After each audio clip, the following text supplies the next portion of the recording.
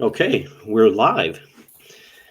So I'm Paul Barthel with Changescape Web, and I'd like to welcome everyone to this episode of the Marketing Guides for Small Businesses podcast. And today we're going to talk about refreshing your content because, content gets old and outdated, and sometimes what performed well in the past doesn't perform that well now.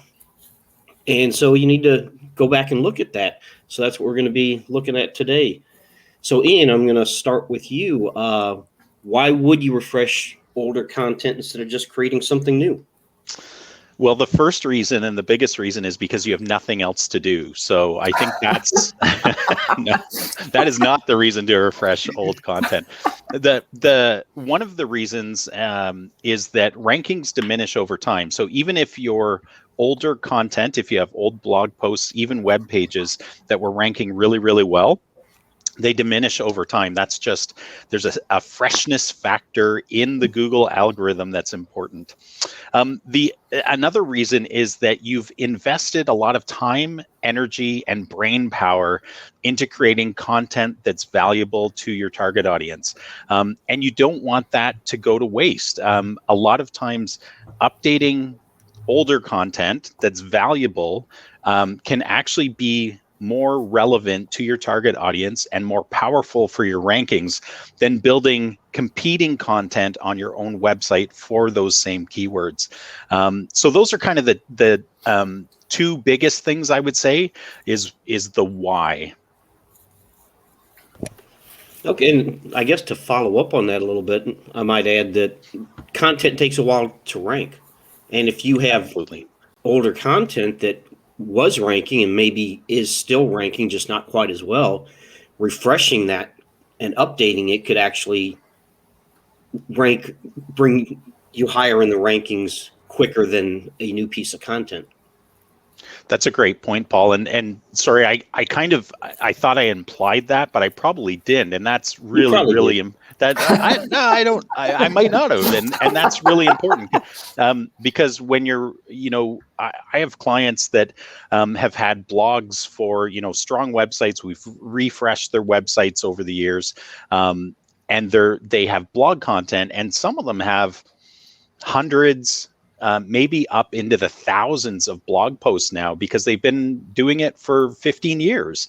And so once you start to dig a little bit into those, and I know we'll get into this with some further questions, but there are some gold nuggets in there that Google is presenting to people, and you want to make sure that content stays at the top of Google rankings so that your competition, who may be investing in new content if they haven't in the past, or refreshing their old content, doesn't bump you from the rankings. Okay, so Jen, following up on that, how do you know which pieces of content to update? Do you just guess? Is there a process you can go through? Yes and yes. You can guess. And I think a lot of people do sometimes. I think a lot of people do. And I think a lot of people would choose their favorite pieces of content, the ones that they want to write about. But there's a better process to do that, is really check your analytics and see what blog posts are doing the best. And if those are a bit older and need some refreshing, then do that for sure.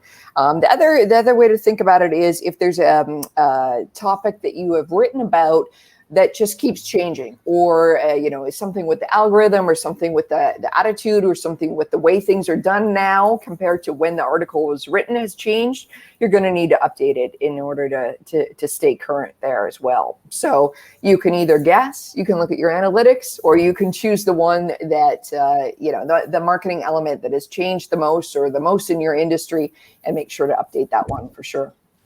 Yeah, I think that's a good point about a lot of times they want to write about what interests them or what they think is important, but that may not necessarily be what your audience is interested in or thinks is important.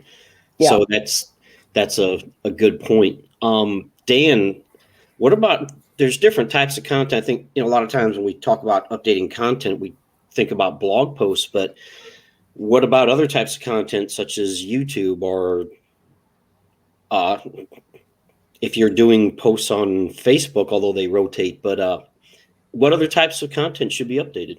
Yeah, great question. I think, Paul, one of the great things about, the social media landscape is that most people will never remember what we said today from tomorrow to the next day. And that's just the truth. No matter how good our stuff is, people have very short attention spans. I think we're up to a whopping 8 seconds now for attention spans. Long time. The fact is that I think internally we look at a lot of this stuff and go, oh gosh, we just said that. And should I do that again? I guarantee you that if you said the same blog like every month or something, they would probably go, oh, that's something interesting. There's always a different way, first of all, to slice and dice your content. So let's say, for example, I put out a YouTube video that's about a certain topic, and then I learned some new information. Then it's inevitable that we can add to it. So in other words, I don't think you always have to say, okay, I'm taking up the old thing and I'm just going to edit it, and keep going. Just say, new thing. You're going to come up with a new video and say, hey, you may remember a couple months ago when I was talking about such and such, and reference that if you want, maybe even put the link if you're able to. But other than that, I think it's more of a continuation.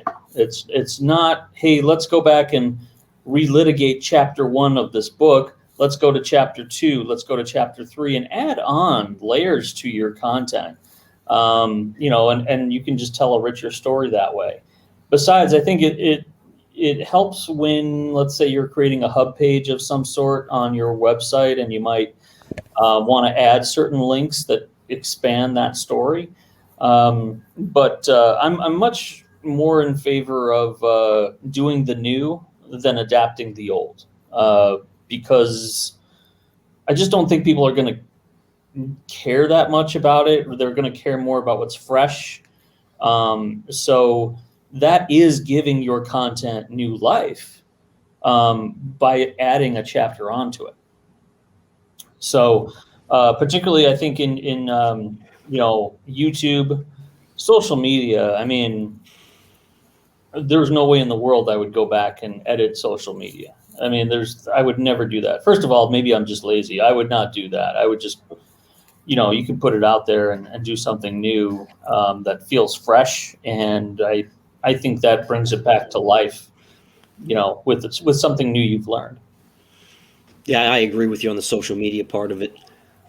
So Ian, when you're updating content, what about, is it just the text itself, or from a ranking perspective, what about some of the more technical things like tags, meta descriptions, image alt tags? Do those need to be updated if you're updating the content? Yeah, that's a really solid question. The answer is yes. Everything should be looked at. And the reason is because Google is looking at it, as are your readers. So I would start with, Jen talked about which ones to choose, which will actually help you understand, if you've done some keyword research and you understand why something's ranking well, what keywords it should be ranking for, that will help with the back end stuff, but also with the writing.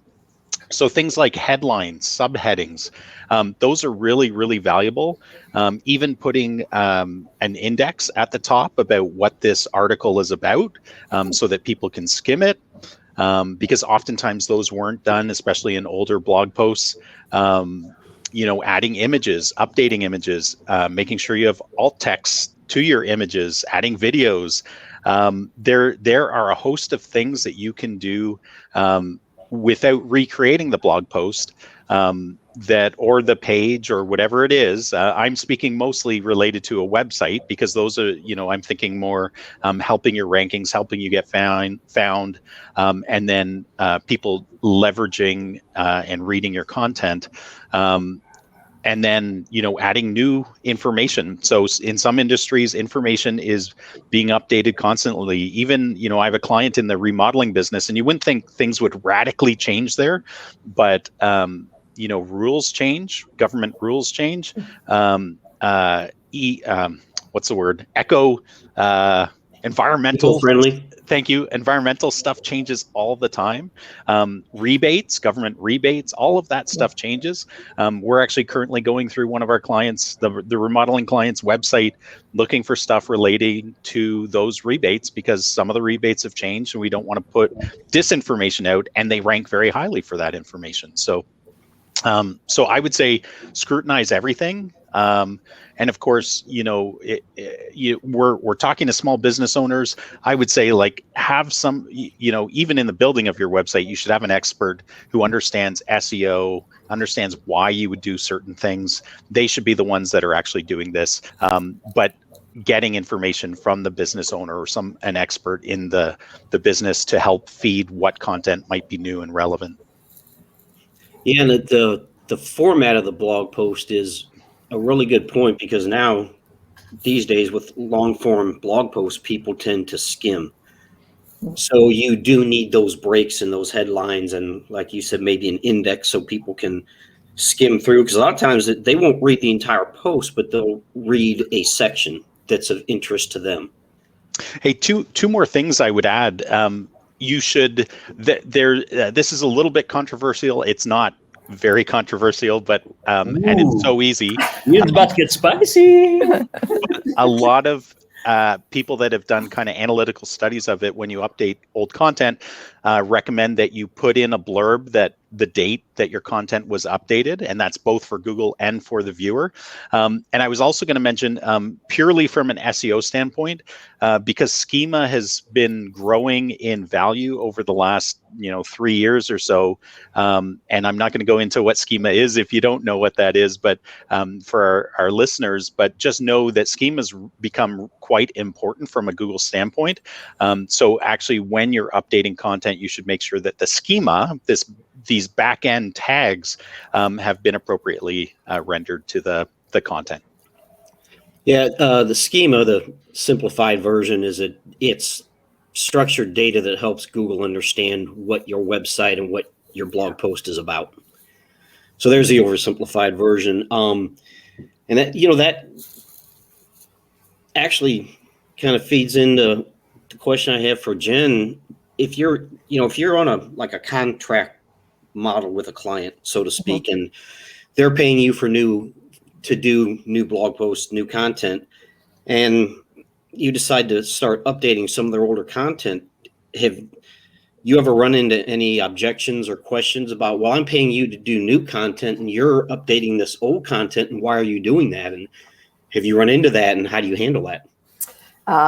Yes, I've run into that, and we've also run into just the ongoing blogging as it is, like, just the first blogs out, never mind updating them. So some of the pushback that I've got is, we have no time to review this, and no, it can't go out without us reviewing. Well, we've already said X, Y, Z, or Z for American listeners. I'm no good at writing, right? We're writing for them, but sometimes they just feel like, oh, what we're saying is so complex. Let me just jot down a few notes. I'm not really sure I can get this done. Then there's always this shiny object syndrome, as in, like, you know what, maybe we don't go do blogs anymore. Maybe we just do video. And then there's, and no one reads it anyways. Why would we update it, or why are we even going to do it? And it's so, to all those things, it's just like, okay, wait Google a minute. reads it. Google does read it. And, it takes more than, say, 15 blog entries in order for you to, establish yourself as a site that is going to consistently update and contribute to the knowledge there. So yes, there has been all kinds of pushback on that, but we really have to talk to them that, this is for your potential clients. Your potential clients don't know as much about whatever it is that you sell or that you're an expert in as you do. They're coming to you for the first time. I mean, you live and breathe this. And so it's really important to understand that your blog and your website is not really for you. I mean, we always talk to our clients about the website, the content on the website being, think of it as your 24/7 salesperson, right? Your salesperson isn't talking to you. Salesperson is out talking to potential clients in order to, bring them in and hopefully, with the right fit, make them become clients for the company. So, and I also have to let them know too that the blog isn't always about you, and as well, it's not just your human readers. It's Google. You got to start thinking of Google as part of a segment of your audience, because Google is looking for different things on your website, on your blogs, on your content than you are or your humans are. So. So in a very kind and educational way, we push back with that because ultimately we're looking to help their business raise awareness, grow, get more orders, whatever it is we've been brought in to do. And this is one of the ways that we do that. So yes, there is pushback, and then there's pushback from us too. Letting them know why we really need to do this, and it is good for their business. I couldn't agree with every single word you said more. I think that's... You phrased that so funny. I'm like, I know you got... Where's this going? I couldn't agree with everything, Jen. Every word you said was wrong. No, I'm just kidding. No, it was beautifully said. I think that bears repeating because, this is a tactful thing to say, but I do think you kind of have to say it, is that I'm not writing for you. Yeah, I'm not writing for you. I don't want to be a PhD in what you know. Right. I don't want to go to college and get a degree in what you know. And that is the thing that I think clients who may be watching this what's really important is, as human beings, we're not complex really in some ways, as far as we want to pull out the thing that matters most to us to relieve our pain. We don't care about you at that point. Like up to that point, when we have not hired you or engaged with you, we don't care about you. There's just no other way to say it. Like, I don't care about your services. I don't care about your products. I don't care about anything of how long you've been around. I care about how you're going to relieve my pain and what's the one thing that you can speak to me about. So I think what you're saying there, Jen, is so relevant because, you would say that more tactfully than I just did. But that's why we're a tag team. Yeah, but it's the truth. They need to hear this. Is that I don't believe it's a good approach to say, well, we're going to educate them on what this is. I don't need your education. I need to know how you can break down that language in a way that makes sense for me to absorb and unpack it in my own world, because I don't want to be you. Like, if I'm a customer, I don't want to be you. I don't want to go to college. Like I said, I don't want to be a PhD in what you do. I want to understand how what you know can help me with my thing. Yeah. And what I will, the last thing I'll say on that is just, we have an approach here. I know you guys have done this, where when we get the blog pushback and they say, well, I don't know, I don't have time, I can't review this, I can't do this, I can't do that. Well, there's a little thing here called Rev or Otter that records them, and it is in their own voice. So what else you got? Because that one ain't gonna fly. Like, that ain't gonna fly. If you sit down, you have us journalistically interview you and get your voice down, then we can save you a whole lot of time by taking the best of what you've just conveyed. Yeah. And, I think that is how we save them time. And then they only have to review it for a very small portion of time per month. Yeah, when you're getting that down. Absolutely. So again, not to get us this way and that way, but I just thought what you said was just so important for people to keep in mind when they're doing this and they're thinking about, how do I divide and conquer this content that I need to keep going and getting out there? you shouldn't be doing it. No. And some people will disagree with me. You shouldn't be doing your content. Are you kidding? No, you should be getting your butt out there and doing new business, because only you can wear that hat. You're going to have me interview you, get on with your life, and get the hell out there so you can do new business. You don't sit there behind your freaking desk and what should I blog about today? That's my job, to make you look good. Yeah. Okay. And you know, we have to take into account our clients. When we talk about our clients, you know, they have that PhD or whatever, that expertise. So another pushback I've gotten is like, well, you're asking me to write at the 101 level, at the 102 level, at the 202 level. I know so much more. How am I supposed to show my intelligence if I'm writing about some basic things that'll help somebody understand what we do or what we can do for them? Oh, For that, I'd be interested in you guys, giving feedback on what I say to them. And it seems to be working. But what I say is, obviously, yes, you're very smart in what you do and you're very accomplished. And of course, you have a business that helps a lot of people doing what you do. And I say, well, most people really look up to or really like TED Talks. And I say, for the good TED Talks, that expert on stage is speaking to a whole crowd of people, and that person does not know if you are just being very, introduced to the topic today or are like them and have a PhD, right? It's a whole range of people. So how are they able to convey their expertise and their intelligence on some area that is accessible to everybody in the audience? And I'm like, you listen to a great TED Talk and no one's thinking, that guy doesn't know what he's talking about. Well, those are tremendous. I mean, think about those. You got 18 minutes. They are.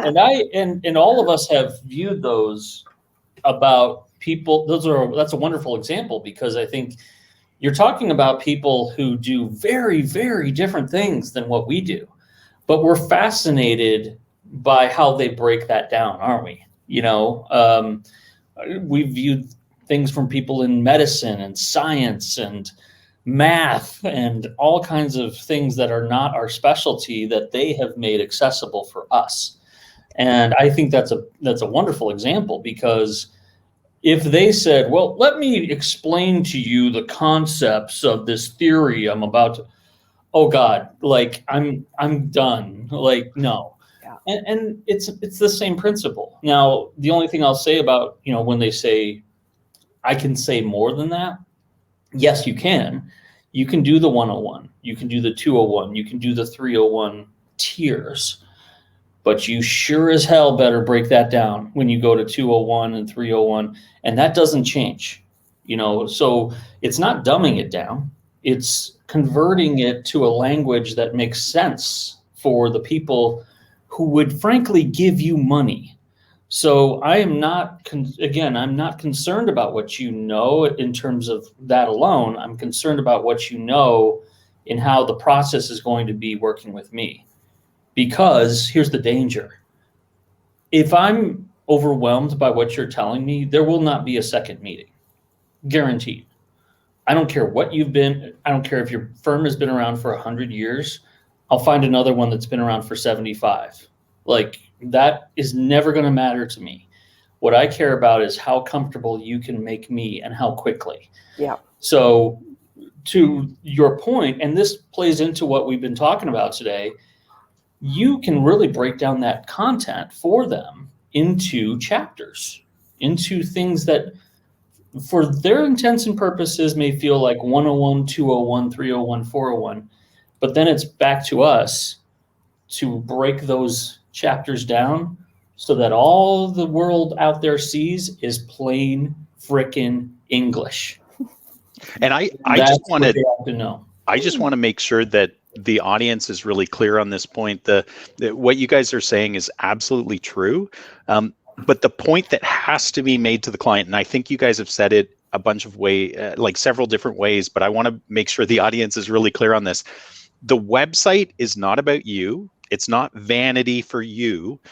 It's a tool to reach your target audience, and it's to communicate your value to the target audience. And Donald Miller has a great statement that if you confuse, you lose as a business. And so those 201s, 301s might have zero relevance with what Dan said, the people that are going to give you money to do what you need to do.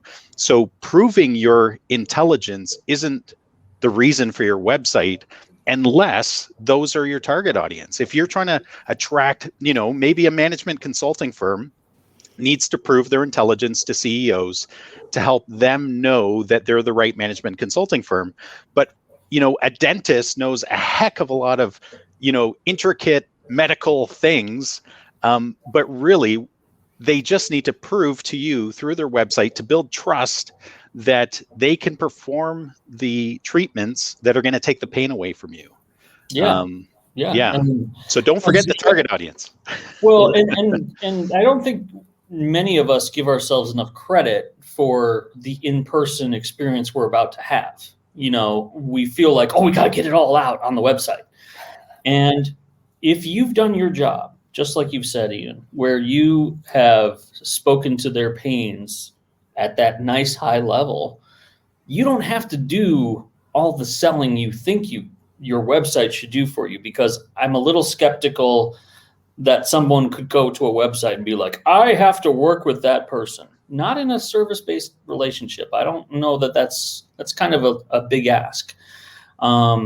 So if they're not going to do that, and they're not going to come to your door and say, I want to work with you, which frankly I'd be a little scared about anyway.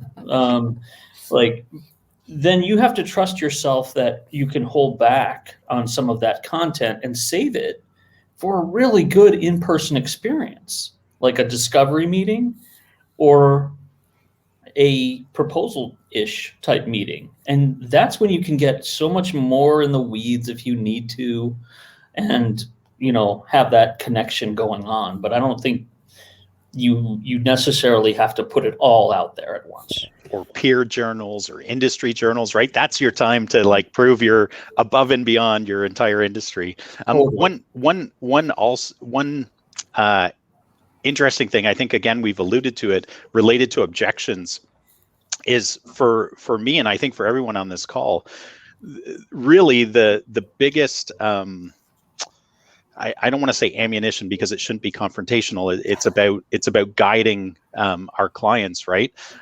So it's more about, when clients put up objections to me about what we're doing,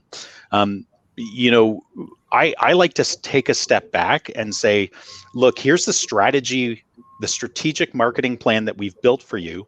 This strategic marketing plan is a vehicle to help you achieve the goals that you stated are the most important to you as a business owner. Part of what we're doing here by refreshing old content is to attract people to your website. That is a key element of moving them to become customers. That's why we're doing it. Right? It's almost just paving the way and showing them the path again, because I think in the day to day, they've got a lot on their mind, and it's we as the marketer needs to just remind them, this is why we're doing what we're doing, because it's strategic and it's valuable to your business. And I think you make them so much smarter in the process about their own process, where they can, if you're taking them through what you just said and connected it to the marketing hourglass, they probably never even realized that there's a try opportunity, a try before you buy, or that could convert very well. And in you explaining that, that's really where I think they can say, well, if we can just get people to this stage of the process and they learn, how to change a little bit of that, then I think there's a whole host of benefits that can occur. The first 10 things people care about is, how can you solve the problem or issue that I have? And if your website can't answer that, then you will never have that in-person meeting. Yeah. I mean, I would say this much, is that I don't really take a meeting with someone who goes, well, tell me why I need to do this marketing stuff. No. It's They're a few years from talking to you, right? Or yeah, a I few think months or something. if they're skeptical of of certain things like social media or whatever, I would say this for anybody: it's a bit of a double sale that you're making. You're selling them on on the industry you're in, and then you're selling them on yourself. So just because you said, "Hey, I think," they get to a point where, "Hey, I really like what you're saying about marketing," doesn't mean that they've necessarily said you're the person to help me do it. So I think that's where you always have to laser focus on the people who already go, I need help, I have pain. Your website helped me understand that you are the person that can probably help me. I'm looking at 2 or 3 other people though.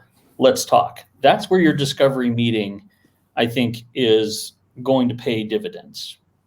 And that's the most effective kind of person you should be talking to. So with all of that said, Dan, what about actually driving traffic, paying to drive traffic to content? Is that important? When would you do it? And what are some of the best ways to do that? Yeah, I think first of all, when you take your content, for our purposes of what we've been talking about, let's say some repurposed stuff, okay, or maybe version 2.0 that adds on to an existing post or something. I think at that point, you really need to think about, well, when you put something like a blog on your website, that's the hub. That's the hub of the wheel. And there's a lot of spokes that can shoot off of that. But I don't recommend to people to suddenly go crazy talking about five different things. And I think that's where they can get really lost trying to do 10 different things at once for social media or whatever that is.